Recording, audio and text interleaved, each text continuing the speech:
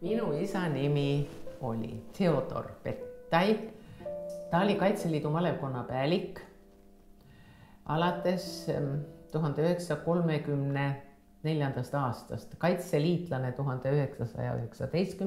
aastast, ühtlasi ka kirikutegelane.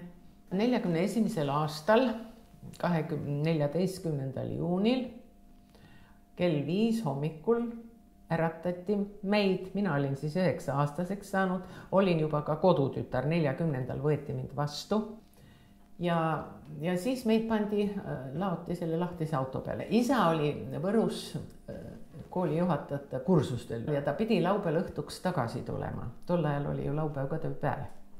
Ja kui isa tuli, siis nagu neid kinnivõtjaid veel ei olnud, aga temale, kuna ta tuli Võrust, ta tuli alati läbi oma talust.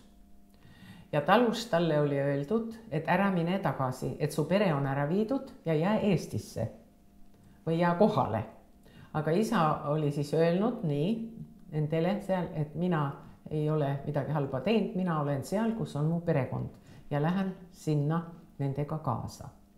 Ja isa siis oli tulnud Vasseroosa ja oli istunud tooli peale ja seal oli siis õde oli väga vara ka tõusis, väga töökas oli juba taigna pannud kerkima.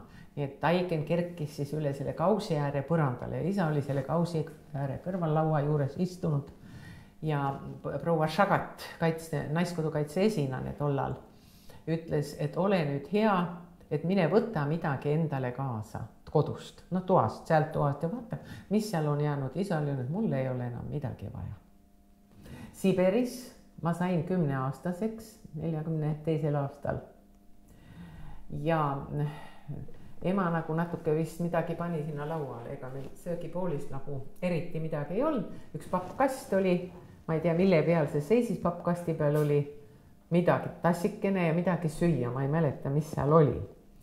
Ja ema seisis selle pappkasti kõrval ja mina ka seisin vist ja hakkas nutma. Ja mina küsin emake, miks sa nutad? See on mul nii hinge jäänud ja see oli 12. märtsil 1942. Minu 10-aastane, ema veel ütles juubel. Ja siis ta kohe lõpetas nutmise ja kohe hakkas millestki muust rääkima. Ma ei mäleta, kas ta üldse mulle midagi vastas või kuidas ta vastas, aga see mul jäi hinge, sest ema kunagi minu nähes vähemalt ei nutnud.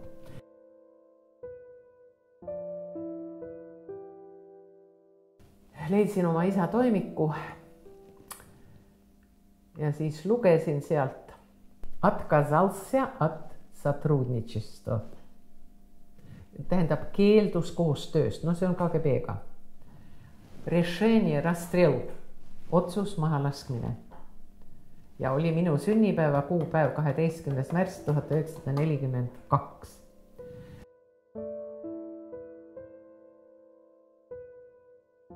Ma püüan olla aktiivne ja katsun kõik need pahad asjad peast välja lülitada ja kui vahel õhtu tuleb meelde, siis palun kallis taevast isa, et ta andestaks kurjategijatele ja et ta andestaks meile, kui me vead oleme teinud. Ja loen meie isa, kes sa oled taevas, pühitsetud saagu sinu nimi, sinu riik tulgu, sinu tahtmine sündigu nii taevas kui ka maa peal.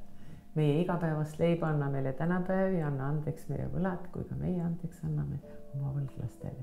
Ja ära saada meid mitte kiusatusse, vaid päästa ära kurjast, sest sinu päralt on riik, vägi, au ja ikka igavesti.